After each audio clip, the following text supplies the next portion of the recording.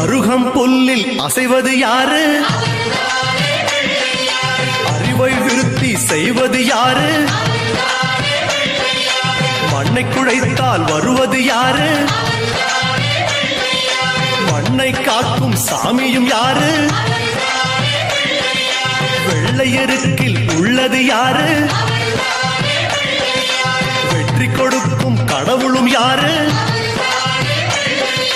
முன்னே வந்த சாமியும் யாரு? அவரும் வாழ்வது எங்கே?